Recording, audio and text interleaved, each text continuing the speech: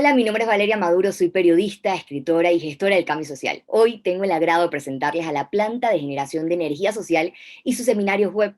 La Planta de Generación de Energía Social es un proyecto conjunto entre la Universidad Católica Andrés Bello y la Universidad Santa María la Antigua, un centro de pensamiento que busca impulsar la participación ciudadana en pro del desarrollo sostenible.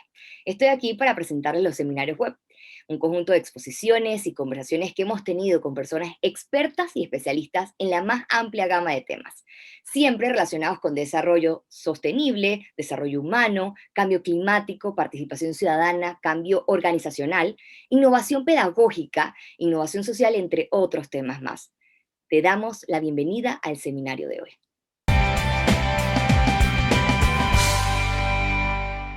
Bueno, un gusto saludarles nuevamente y un gusto también estar hoy con Stephen Patton. Lo voy a presentar, por supuesto, como siempre hemos hecho en estos seminarios, para que sepamos un poco de su trayectoria.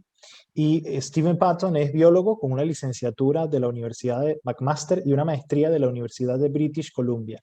Tiene 30 años trabajando en el Instituto Smithsonian de Investigaciones Tropicales en diversas áreas como administración de datos, fotografía, biodiversidad y monitoreo del medio ambiente.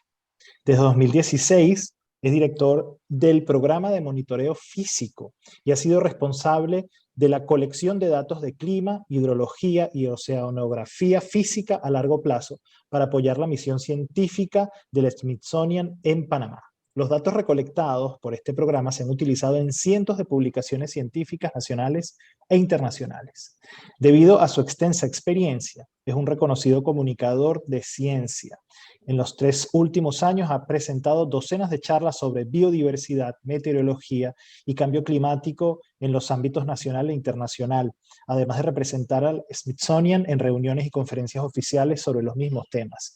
Y aquí en la planta de generación de energía social, bueno, lo hemos visto también dar conferencias, charlas, sobre todo en torno al tema del cambio climático y siempre sobre la base de una data muy sólida que seguramente hoy nos compartirá. Entonces, bueno, sin más preámbulos, pues le doy la palabra a usted, Stephen Patton, y muy agradecido por su presencia y el tiempo que va a dedicar hoy a esta charla. Muchas gracias. Muchas gracias por esta oportunidad para hablar sobre uno de mis temas preferidos, el cambio climático, y especialmente cómo el cambio climático está afectando y va a afectar a Panamá. Voy a empezar con una breve discusión de qué es el cambio climático, para que todo el mundo esté en mente de qué es ese fenómeno, y luego voy a hablar sobre la evidencia del fenómeno y las predicciones para el futuro. Primero, ¿qué es este fenómeno de cambio climático? En términos más generales, el cambio climático es simplemente un cambio en los patrones del clima a largo plazo. Pero hoy en día, cuando hablamos de cambio climático, realmente estamos hablando de las consecuencias de los impactos antropogénicos, es decir, los impactos de los seres humanos sobre el planeta. Y más específicamente, estamos hablando sobre el fenómeno que es el calentamiento global debido a los gases de efecto invernadero. Eso realmente es cambio climático. Ahora, ¿qué es ese efecto invernadero? Es realmente exactamente el mismo fenómeno que se encuentra en los invernaderos. La manera que un invernadero en un clima muy fresco puede producir plantas que realmente solamente pueden vivir en ambientes tropicales, por ejemplo. Y el fenómeno funciona en que en cada invernadero hay un techo de plástico o vidrio que es transparente a la luz del sol. Entonces, las ondas de luz que vienen del sol pasan por ese techo. Son absorbidos por las plantas y remitido en ondas infrarrojas, ondas de calor. Y ese techo de plástico o vidrio no es tan transparente a esas ondas infrarrojas y refleja hacia abajo cierto porcentaje de esas ondas. Y esas ondas realmente es calor, y de esa manera la acumulación de las ondas infrarrojas aumenta la temperatura. En el planeta tenemos exactamente el mismo fenómeno, pero en vez de un techo de vidrio plástico, tenemos un techo de gases de efecto invernadero. Y esos gases siempre han existido en el atmósfera. De hecho, son esenciales. Si no fuese por ello, el planeta sería una bola de hielo. Entonces, son naturales en que siempre han existido. Y la luz pasa por ese escudo de gases de efecto invernadero, son absorbidos por la tierra, por el mar, reemitido en ondas infrarrojas. Y la capa de gases de efecto invernadero reflejan cierto porcentaje de esas ondas infrarrojas hacia abajo. Mientras más gases de efecto invernadero hay en ese escudo, esa capa, más reflejan las ondas infrarrojas hacia abajo. Y mientras más se reflejan abajo, más la temperatura va a aumentar. Es simplemente una cuestión de física. Mientras más ondas infrarrojas son atrapados, más la temperatura va a subir. Simplemente no hay una manera de escapar la ecuación. Y sabemos de dónde vienen el aumento de esos gases de efecto invernadero. Y básicamente el aumento que hemos visto en el último siglo vienen de las actividades de los seres humanos. Principalmente vienen de la industria, también vienen del cambio de uso de suelo, la quema de los bosques, vienen del derretimiento de las tierras permanentemente congelados, permafrost. También vienen de varios cultivos, por ejemplo, el cultivo de arroz húmedo. El agua es un ambiente perfecto para bacterias que producen metano, que es uno de los gases de efecto invernadero más importantes. También la industria ganadera, tanto por el cambio de uso de suelo que se necesita para tener ganaderos, pero también de la digestión misma de las vacas que producen una enorme cantidad de metano. También vienen de producción de concreto, de cemento, de acero, básicamente todo lo que hacemos para tener una civilización moderna, de una manera u otra, está produciendo gases de efecto invernadero. Ahora, dije que la concentración, la cantidad de esos gases va en aumento, pero ¿cómo sé eso? ¿Cómo se sabe? Y todo empezó hace como 80 años, cuando un científico estaba midiendo como parte de sus investigaciones la concentración de CO2 en su laboratorio. Y empezó a notar que la concentración estaba aumentando, aunque en ese tiempo se pensaba que la concentración iba a ser igual siempre. Entonces, una de las posibilidades era que simplemente por tener un laboratorio en una ciudad que estaba produciendo mucho smog, muchos gases de los autos, era un efecto de la ciudad. Entonces, para eliminar esa posibilidad, estableció un laboratorio en una de las montañas más grandes en las islas de Hawái, la isla Mauna Loa. Y ahí, desde entonces, empezaron a medir constantemente la concentración de CO2. Y la curva que tenemos ahora mismo se llama la curva de Kellen, que era el científico responsable del laboratorio. Y lo que hemos visto, que desde 1960, el CO2 ha subido tanto que ya tenemos concentraciones de CO2 en el atmósfera que no se ha visto en el planeta desde hace por lo menos 3 millones de años. Ahora, todo el mundo pensaba que uno de los pocos beneficios de la pandemia iba a ser que por el cierre económico mundial, la cantidad de CO2 iba a reducirse. Y de hecho, durante los primeros 2 o 3 meses de la pandemia, sí hubo una reducción. Pero muy poco después, la cantidad de CO2 empezó a reasumir su ritmo de siempre. De hecho, la pandemia no ha tenido ningún efecto notable en la concentración de CO2 en la atmósfera. Y para dar un contexto un poco más grande, aquí tenemos la misma reconstrucción de CO2 en la atmósfera empezando en el año 1700.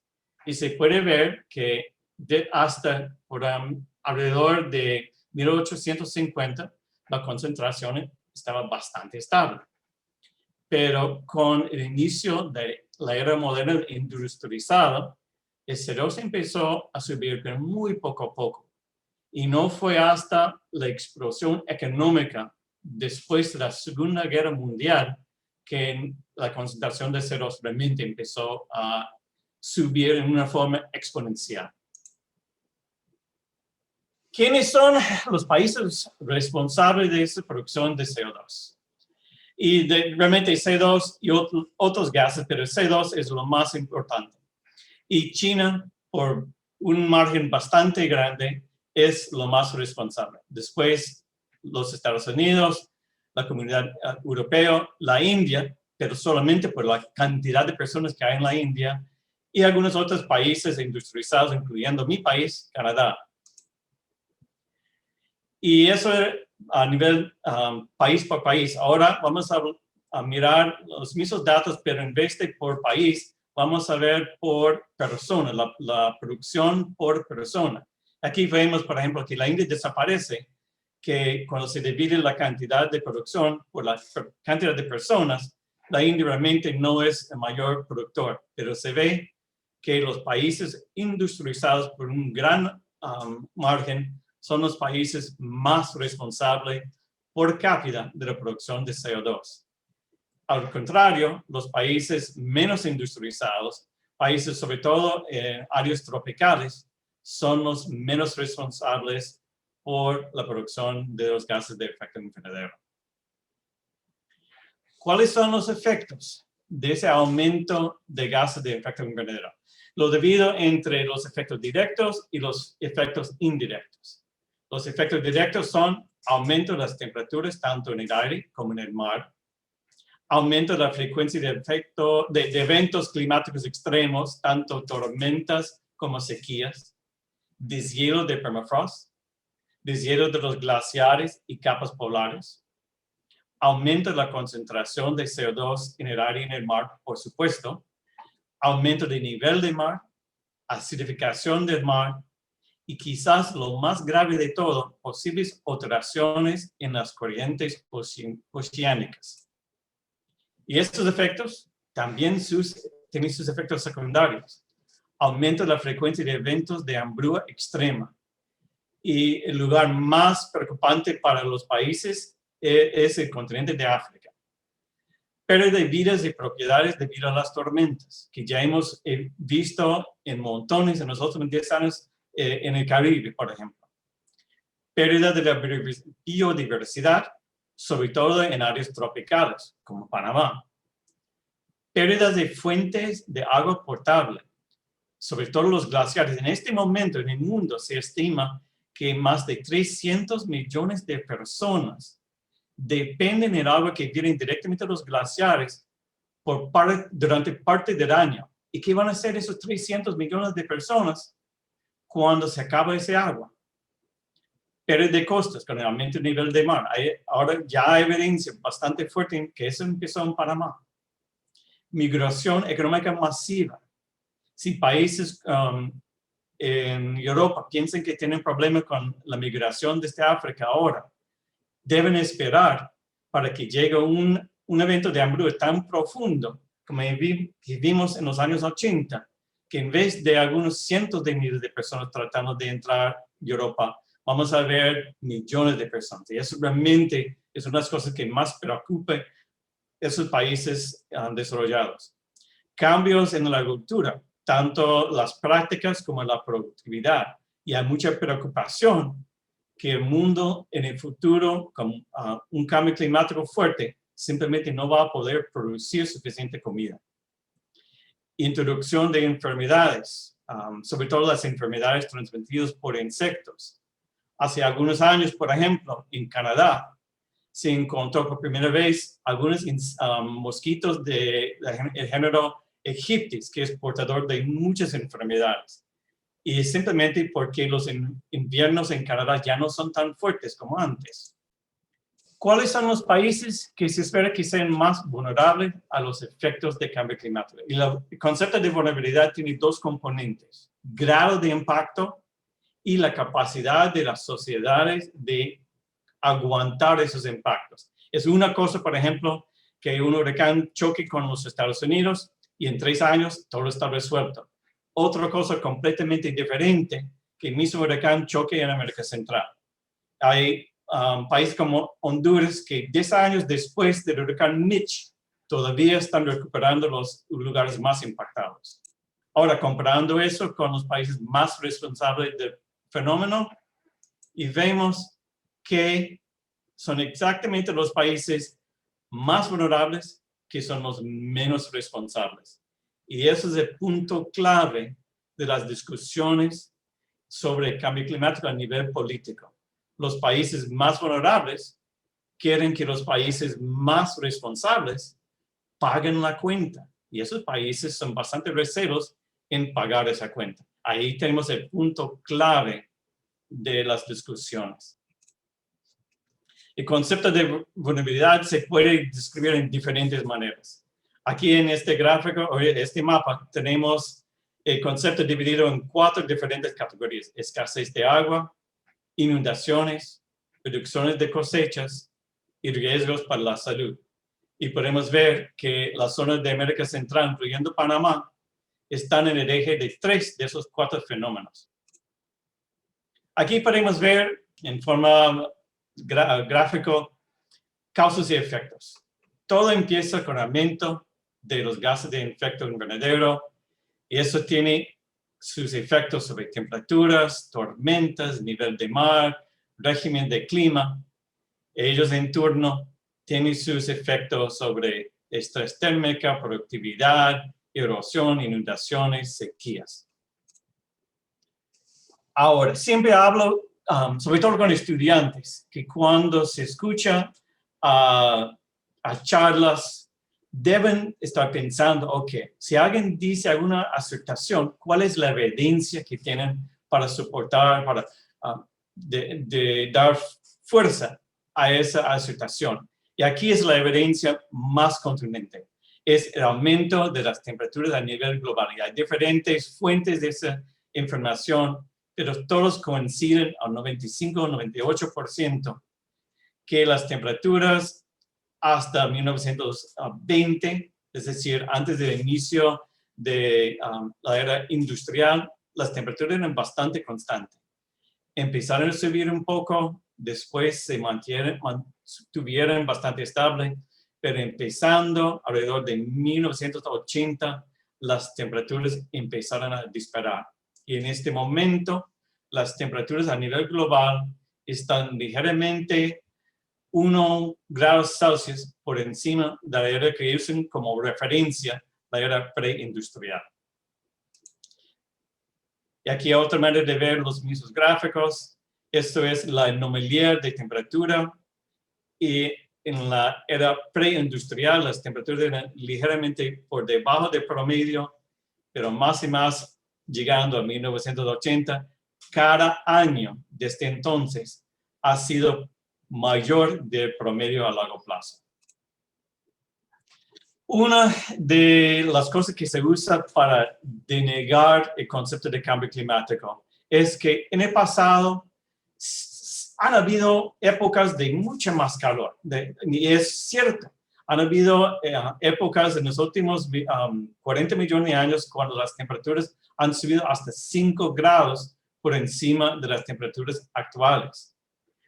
Pero la diferencia es una diferencia clave, que esos aumentos tomaron miles, hasta docenas de miles de años para ocurrir.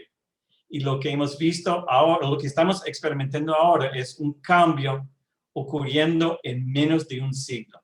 Y eso realmente es completamente inédito en el pasado. Simplemente nunca se ha visto un aumento de temperatura tan rápido como hemos visto en este siglo. Hay muchos datos que muestran que las temperaturas globales siguen fielmente a los niveles de CO2. Se han hecho reconstrucciones usando gases atrapados en el hielo que se ha extraído en núcleos en Groenlandia, que muestran que los niveles de CO2 que tenemos ahora mismo no se ha visto por lo menos 3 millones de años, y posiblemente no hasta 15 millones de años. Y aquí hay una reconstrucción de los gases de CO2, que es la línea verde, y las temperaturas globales, que es la línea azul-rojo. en los últimos 450.000 años. Y se puede ver que cuando el CO2 está bajo, las temperaturas están bajas. Igualmente, cuando el CO2 sube, las temperaturas suben. Y ahora mismo, esa línea que aquí en este gráfico está como 380, esa línea ahora es un poco más de 400. Pero debido a que ese aumento de CO2 ha sido tan rápido, la temperatura no ha podido seguir tan rápidamente. Toma su tiempo, porque el planeta es enorme. Pero tarde o temprano, las temperaturas van a seguir. Y aquí, si toda esa evidencia no fue suficiente, aquí tenemos una reconstrucción mes por mes de las temperaturas. Y se puede ver que las temperaturas fueron bastante constantes por mucho tiempo. Empezaron a subir un poquito, pero en 1980, eso es cuando empiezan a disparar. Y no es solamente que están aumentando, que la diferencia entre un año y otro, ese aumento está aumentando. Es decir, que la velocidad del cambio está acelerando. Una vez más, solamente para que puedan perder un poco de sueño en la noche como yo.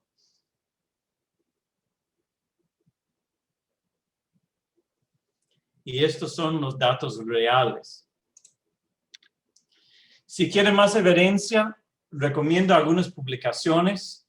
Hay uno por la American Meteorological Society, State of the Climate, producen uno cada 2 años. IPCC, que es el Intergovernmental Panel on Climate Change, que realmente a nivel internacional es el cuerpo de científicos con la tarea de producir publicaciones documentando el estado de los conocimientos acerca del cambio climático. Y eso fue hace 4 años, hablando de la importancia de mantener el aumento de temperatura por debajo de 1.5.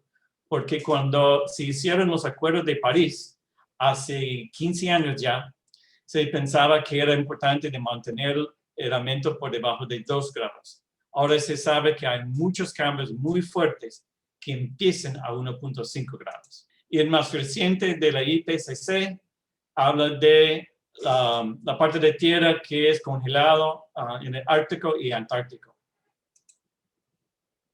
Y aquí se pueden encontrar las publicaciones de la NOAA. Ahora, localmente, quizás los panameños pueden pensar que el calentamiento global, ok, es real, pero es problema de otros países. Pero ya tenemos suficientes datos aquí en Panamá, temperatura y precipitación sobre todo, que hay buena evidencia que apoya la hipótesis o la idea de cambio climático. Y en la isla de Colorado, el Smithsonian tiene una estación que lleva ahora 50 años.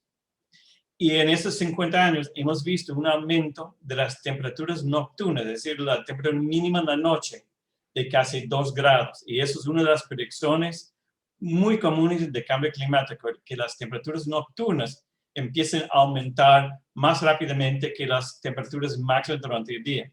Pero también en la isla de Colorado, desde 1990, las temperaturas máximas durante el día ya empezaron a subir y ya han llegado a casi 1 grado por encima del promedio a largo plazo.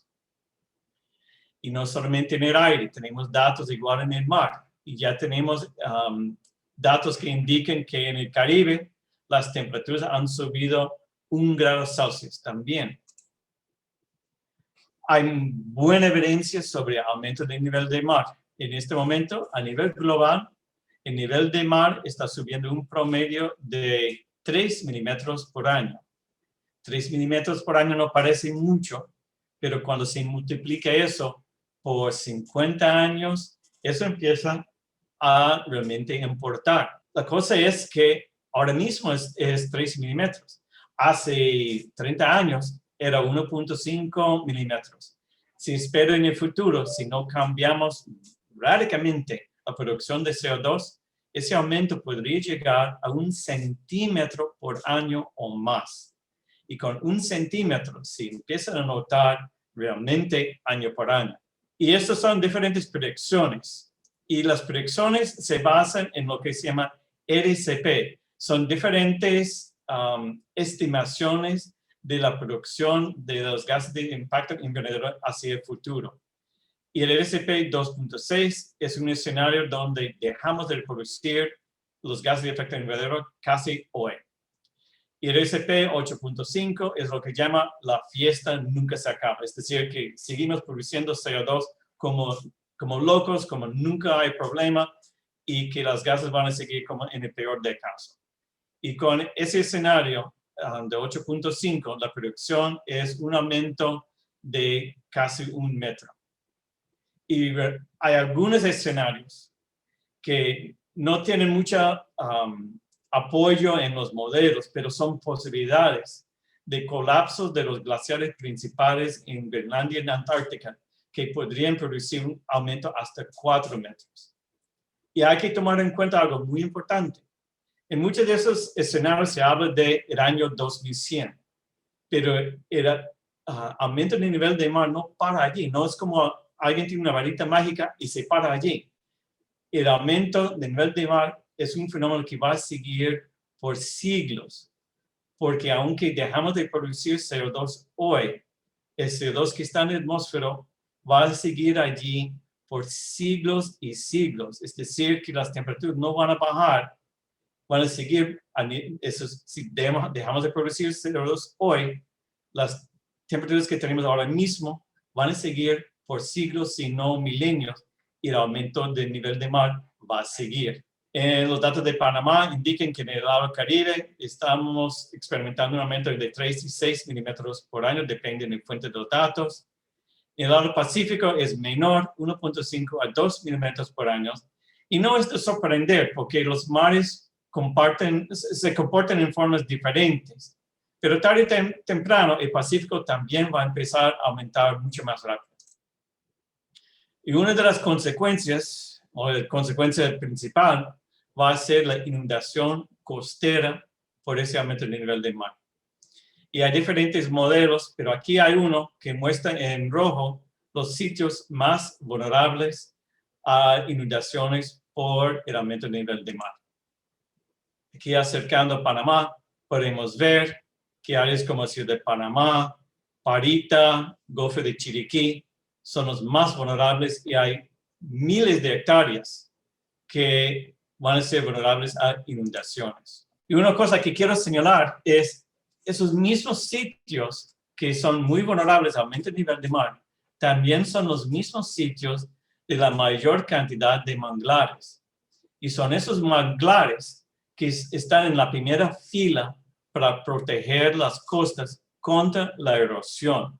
Y la clave para proteger esos sitios es proteger esos manglares. Sin esos manglares, las costas en esos sitios vulnerables están en graves problemas. Aquí, si quieren ver, se puede ver el mapa de las inundaciones aquí.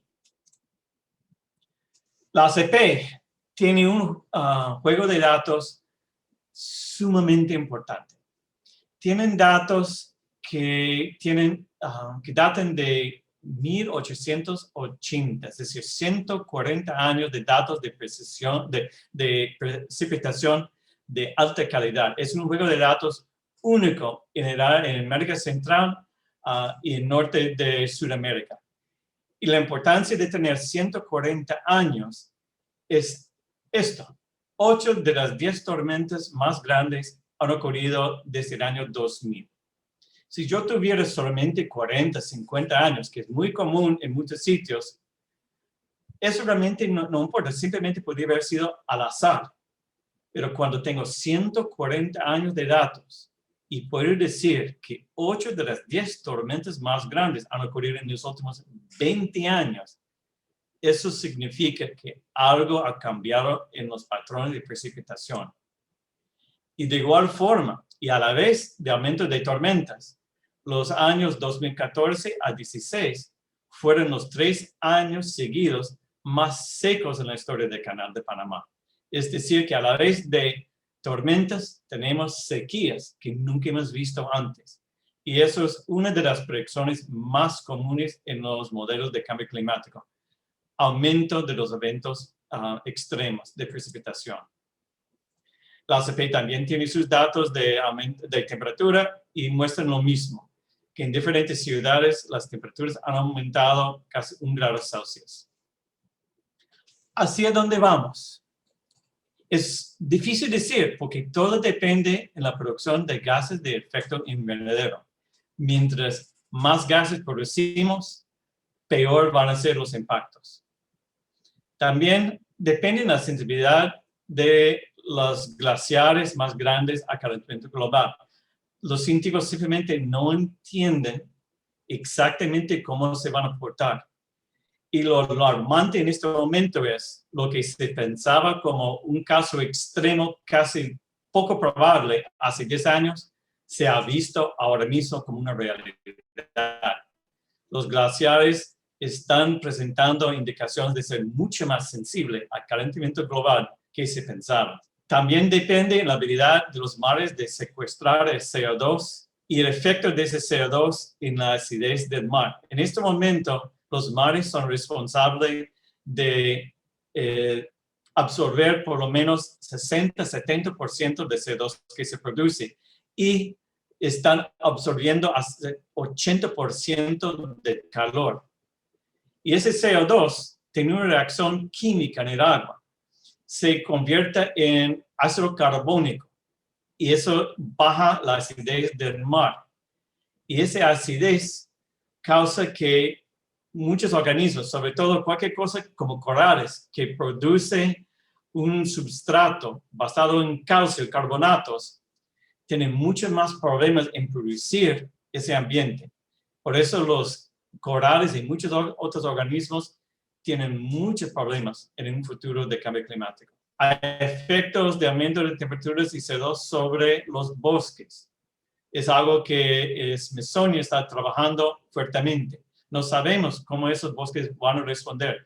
Por mucho tiempo se pensaba que los bosques iban a ser una esponja de CO2, porque el CO2 es un abono para los bosques. Ahora más y más se está encontrando evidencia que en el futuro esos bosques podrían dejar de absorber CO2 hasta que podrían ser fuentes de CO2.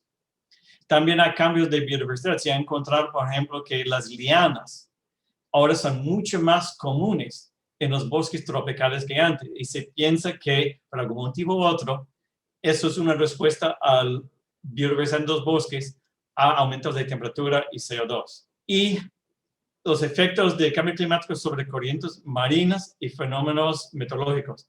Los océanos tienen corrientes muy, muy grandes para mover el agua caliente y salado de un lado a otro. Y son responsables en gran medida en los patrones de clima que muchos países tienen, sobre todo países de Europa, dependen de gran sentido en el corriente del Atlántico. Y ya hay indicaciones que ese corriente se está debilitando. No hay una evidencia contundente que relacione uno con el cambio climático, pero es una posibilidad. Y si ese corriente dejara de fluir o se debilitara tanto, eso tendría efectos sobre el clima a nivel mundial. Y por último, hay lo que se llama retroalimentaciones. Un ejemplo, por ejemplo, ya hay evidencia muy fuerte que la cantidad de hielo en el mar Ártico está bajando, está reduciendo. Hay mucho menos hielo ahora que antes.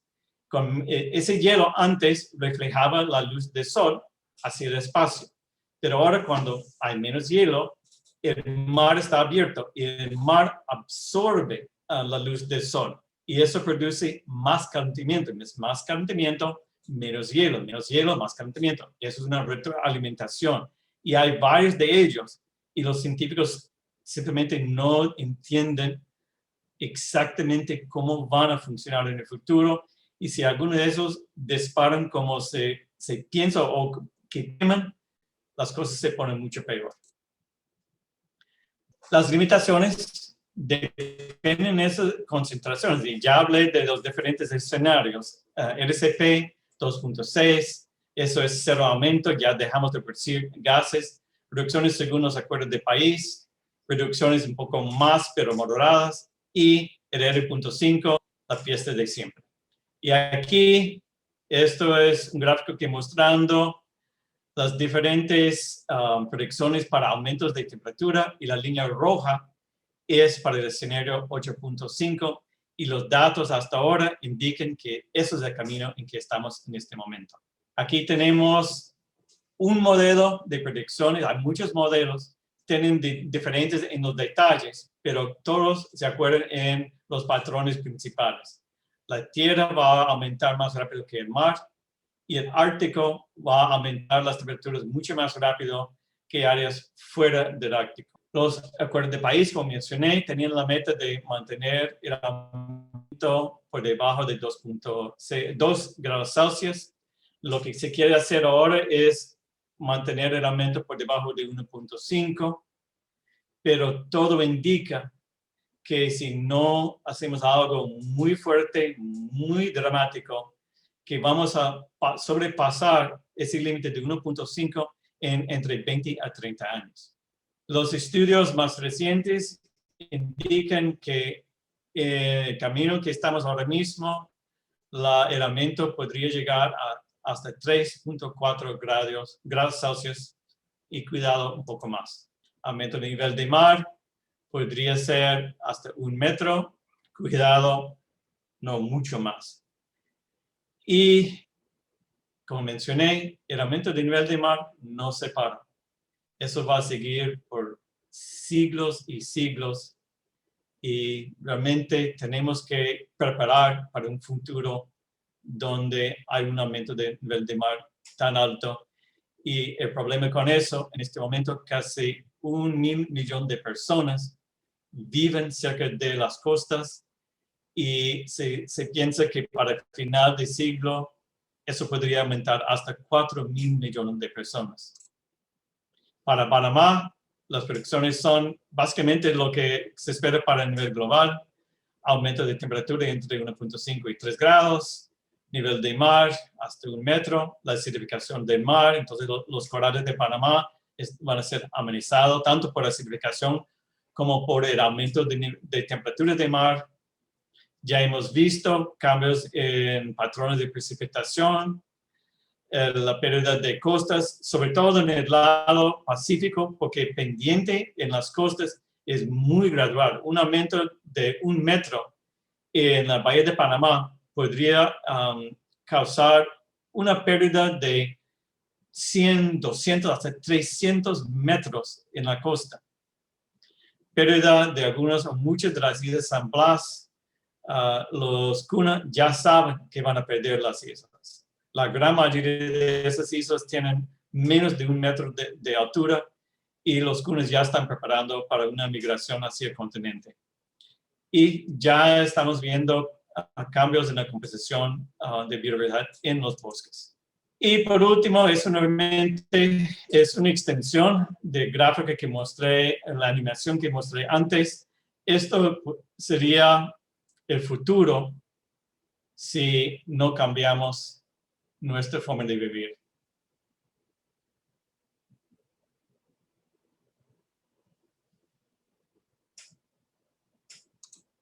Otra vez, hablando de si debemos creer en la evidencia, pues aquí son diferentes fenómenos, y que es el estado actual de la evidencia, según la confianza que tienen los científicos, y también la confianza que tienen los científicos en las predicciones. Para el fenómeno de aumento de temperatura, la evidencia es contundente. No hay ninguna duda entre los científicos. El aumento de temperatura, la temperatura está aumentando, y está causado por el aumento de gases de efecto invernadero. Y para la predicción es nuevamente contundente. Las temperaturas van a subir si seguimos aumentando la cantidad de gases de efecto invernadero. Igualmente, el nivel de mar, los datos son absolutamente ciertos, y las predicciones son muy fuertes. Para cambios de patrones de precipitación, la evidencia es muy probable. No ya ha llegado al nivel de certeza como la temperatura y nivel de mar, pero la evidencia es muy, muy fuerte. Y las predicciones también casi seguro que los patrones van a cambiar drásticamente. Tormentas Por ejemplo, huracanes, hay algunas indicaciones. Los científicos ya están llegando al nivel de confianza de decir que en algunos huracanes, que si no fuese por cambio climático, X cantidad de precipitación no habría caído, los vientos no habrían tan fuertes. Los científicos son muy recelosos en decir que X causa Y, porque hay que tener una cantidad de evidencia muy fuerte. Pero ya están llegando para las tormentas a nivel que dicen, sí, estamos muy seguros que en las tormentas más grandes, cierta cantidad de esa tormenta se puede atribuir directamente al cambio climático. Y para el futuro es nivel de bastante probable que eso va a suceder. En cuanto a cambio de corriente del mar, la evidencia es más ambigua, no hay tanta certeza para nada, y a nivel de probabilidad es una posibilidad para el futuro. Los retos que tenemos a nivel nacional y internacional es una falta de reconocimiento de la importancia de los manglares por el público y los tomadores de decisión. Como mencioné, los manglares están en la primera línea de defensa contra los efectos de aumento del nivel del mar. Tenemos una falta de línea básica de información, y eso sobre todo en Panamá. En ese momento en Panamá tenemos que recurrir a anécdotas. Mi abuela me ha dicho que en el pasado la costa era así, pero ahora es así. Y eso no ayuda cuando realmente queremos trabajar a nivel de la ciencia. Necesitamos una línea de base de información científica con datos fuertes. Y esa información, en su gran mayoría, simplemente no existe para Panamá y muchos otros países en desarrollo. Hay una falta de información sobre cómo los manglares y otros bosques van a responder a las amenazas causadas por el cambio climático. Hay falta de programas de investigación y monitoreo a largo plazo. Y hay una falta de protección adecuada de los ecosistemas que nos van a proteger contra los peores efectos del cambio climático. Y eso nuevamente no es solamente Panamá, eso es en muchos países, ese problema. Pero también hay oportunidades. Hay programas de crédito de carbón que financian programas de protección, sobre todo de manglares y otros bosques. Hay financiamiento para estudios, sobre todo por los europeos. Acaba de empezar la década internacional de los océanos de las Naciones Unidas. En eso van a haber muchos proyectos específicamente para estudios del mar, de protección, de conservación de los ecosistemas marítimos. Hay muchas ONGs que están trabajando fuertemente en muchos países para proteger el medio ambiente, para promover los conocimientos de la importancia de los ecosistemas. Y más hay iniciativas locales e internacionales de los gobiernos para estudiar y proteger los ambientes. Y también hay ciertas esperanzas. Todavía Panamá y otros países tienen un nivel de biodiversidad altísimo. Hay muchos ecosistemas todavía en muy buen estado, con un alto nivel de biodiversidad. Hay muchos científicos, ONGs que están estudiando día de hoy de cómo funcionan los ecosistemas, cómo va a impactar el cambio climático en el futuro, cómo conservar y proteger esos ecosistemas. Y hasta las empresas ya están tomando más y más un papel para ayudar a la conservación y protección de los ecosistemas. Y con eso termino. Muchas gracias. Muchísimas gracias por esta detallada presentación con tanta información. Y yo me imagino que en general, cuando usted presenta todo este panorama, lo primero que le dicen es que quizás, y sé que no es la intención, está siendo muy profeta del desastre, como mirando solo todo lo que nos indica que vamos hacia el colapso climático, que ya hay efectos, consecuencias que son irreversibles. Se agradece esas últimas ideas con relación a oportunidades y esperanza. Pero reconociendo que esto está tiene su base en datos sólidos y que solamente está mostrando la realidad, o sea, los datos específicos que se han tomado y cómo esto se convierte en una tendencia.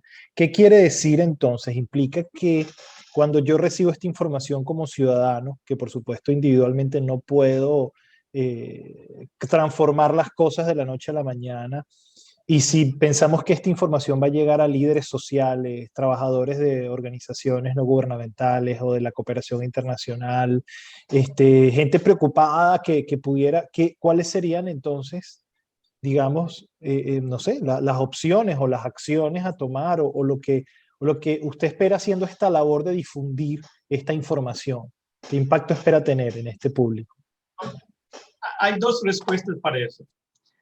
Primero, Panamá realmente es inconsecuencial en términos de cambio climático. Panamá simplemente, de hecho, es un país con una producción neto negativa de CO2. Es decir, Panamá absorbe por sus bosques más CO2 que produce. Pero aunque produciera, la cantidad sería tan pequeña que no tendría un impacto. Pero a pesar de haber dicho eso, tenemos un compromiso moral, ético, a nivel individual, de ser un ciudadano del mundo. Entonces, a cada uno de nosotros realmente nos toca, si queremos hacer ético, moral, tratar de reducir nuestro impacto. Y el impacto, más que todo, se basa en el consumerismo. Todo que hacemos, que sea grande o pequeño, al final de la cadena está produciendo gases de efecto invernadero. Cada cosa que comemos, cada cosa que usamos, todo produce CO2, otro gas de efecto invernadero. Y la manera principal de reducir nuestro impacto, nuestro footprint, es consumir menos. Y puede ser algo pequeño como necesito cambiar mi celular cada 2 años. Realmente necesito cambiar mi ropa porque ya no es de moda. Debo tomar ese viaje a Europa el próximo año. Son cosas pequeñas a nivel individual, pero cuando se suma a toda la población, tiene su impacto. Entonces, hay maneras hay comportamientos que cada uno puede cambiar para reducir su impacto a nivel individual. Ahora, a nivel del país, que no estamos parte del problema, tenemos que prepararnos para las consecuencias. Y eso realmente es lo que tenemos que hacer como una sociedad aquí local. Tenemos que cuidar los ecosistemas que nos protegen, los manglares, los bosques. Tenemos que cuidar las fuentes de agua. Hay toda una serie de cosas. Tenemos que proteger las partes de la sociedad más vulnerables, porque son los más vulnerables que siempre reciben el mayor impacto. Una de las razones, pienso yo, que realmente va a ser difícil cambiar la situación es que son los ricos que están produciendo el problema. Y los ricos saben, pase lo que pase, van a estar bien porque tienen dinero para amortiguar los impactos, los efectos. Son los pobres, los segmentos de cada sociedad que son vulnerables, los pobres, que realmente van a recibir los peores impactos. Y la sociedad tiene que proteger esos segmentos de cada sociedad. Entonces, es prepararnos, protegernos y, sobre todo, cuidar los sectores más vulnerables. Ahí pienso, y quizás para ya hacerle una última pregunta, y probablemente esto se escapa un poco obviamente de su área científica de acción y de trabajo, pero cada vez más sabemos que todo se toca, ¿no? Y que la ciencia cada vez más está teniendo un impacto, o debería ir teniendo cada vez más un impacto, por ejemplo, en el desarrollo de políticas públicas o en las tomas de decisiones en distinto nivel.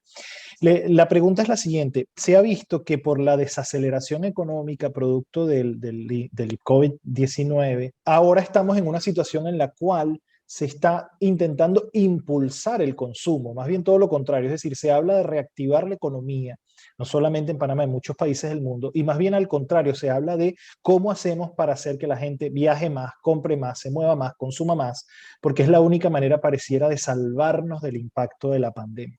Ahí entonces entiendo que hay una contradicción, no sé si usted tiene algún comentario al respecto. Y eso es otro talón de Aquiles, que la economía global está basado en consumerismo. Y no solamente el consumerismo, está basado en el concepto de un aumento constante de consumerismo. Y tenemos que reinventar esa economía. Y realmente no tengo respuesta de cómo hacerlo. Es cierto que pasa por mí mis conocimientos, pero realmente es un concepto muy difícil. ¿Cómo se puede decir a la gente que no se debe hacer tal cuando otra gente requiere esas actividades para su sustento de cada día? Y eso es algo muy, muy difícil. Y requiere realmente que los países con economías muy grandes cambien su manera de ser y que la distribución de riqueza sea más equitativo que es ahora mismo. Pero no tengo la respuesta, realmente no. Claro, claro. Sí. Bueno, nos quedamos con esa inquietud, esa gran inquietud y de esta a veces contradicción, cómo los datos científicos y sobre todo, bueno, en este caso la investigación de la que usted es responsable, que es a largo plazo y quizás eso es lo que necesitamos, una visión de más largo plazo, no tan inmediata, y se requiere una reflexión profunda y una transformación de nuestros patrones económicos y sociales. Ese es un desafío que tenemos entonces como ciudadanos y como sociedad todos. Yo quiero agradecerle, Steven, por el tiempo que nos ha dedicado y por esta excelente presentación y espero verlo pronto de nuevo entonces en el programa, en el diplomado de gerencia social de la planta de generación de energía social. Muchísimas gracias. Un placer, gracias.